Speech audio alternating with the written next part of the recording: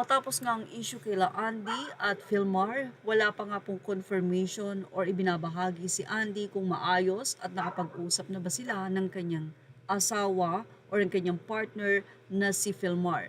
Makikita sa video na nandyan ang anak nilang si Ellie. Si Ellie ay anak ni Andy Eigenman kay Jake Ejercito.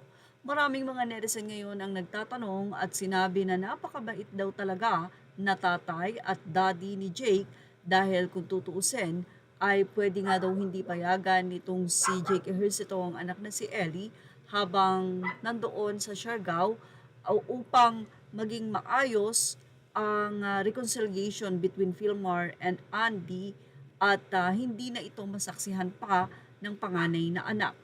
Sa ganun pa man ay kumbaga tinitignan ni Jake Ejercito na mas maganda na kasama ni Andy ang kanilang anak upang makadagdag kahit papano ng comfort para ito kay Andy.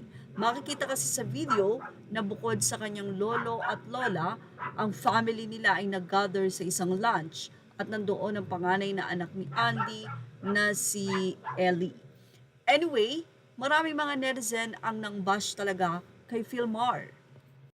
Nakatanggap si Philmar ng napakasasakit na salita dahil na rin ito sa nag-ugat na post nila o ni Andy. Sa ilang mga netizen, napakaswerte mo Philmar, lahat ng karangyaan sa buhay na meron si Andy, iniwan niya para lang sa'yo. Hindi ka makikilala sa buong mundo kung hindi kay Miss Andy. Sige naman ang isa, swerte talaga ni Uncle Philmar pero sinayang niya at ipinagpalit lang sa girl na walang sipilyo.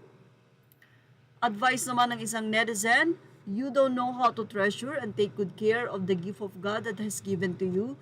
You did not see the amazing grace of God to you. Please pray and have a deep relationship with the Lord so you would be guided by His Holy Spirit always, so you can know how to manage your life. There is no greater love that God has given us. His mercy endures forever. Ilang netizen naman ang sinabing napabayaan na daw ni Andy ang sarili para sa mahal niyang pamilya. Dapat balance lang, move on na muna tayo mga Pinay. Parang ako yung nasasaktan kay Andy. Ang kapal ng mukha kung sino pa di kagwapuhan, yun pa ang babaero. Bakit kaya may mga babae din na makasarili? Hindi man lang inisip kung papatol sa lalaki. Dapat inisip muna kung may masisira ba siyang pamilya o wala. Sino naman ang isa, akala ko Andy found her peace na di mo man lang inisip yung mga anak mo kaya pala di matuloy-tuloy ang kasal. Ang isa naman ay sinabing boundaries should always be respected. A couple's tattoo with a friend may have made sense when you were single. But now that you have a fiancé, it's a whole different situation. On top of that, you didn't even tell her that you two were getting together. So narito na nga ang ibinahagi ni Philmar Alipayo sa kanyang social media na nagngangalang Ben Alipayo.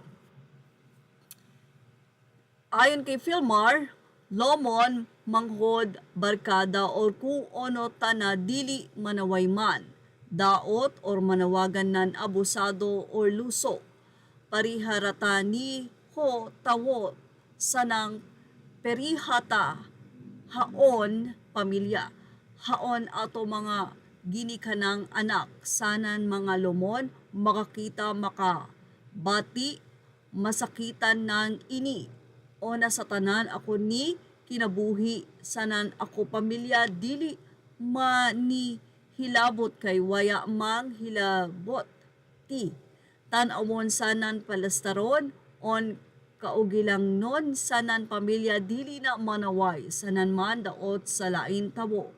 Waya ako manibaho kung ano problema mo sa ako na mo laong ikaw abusado ako silos naman siguro inin imo sa tinuuray mo.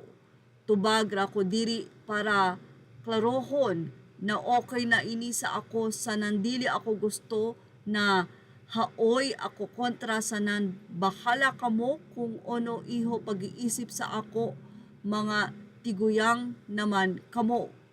So, may nag-reply kay Philmar at sinabi niyang correct, God knows everything, mahalaga, mahal ang pamilya mo, andito lang kami nakasupport sa inyong mag-anak.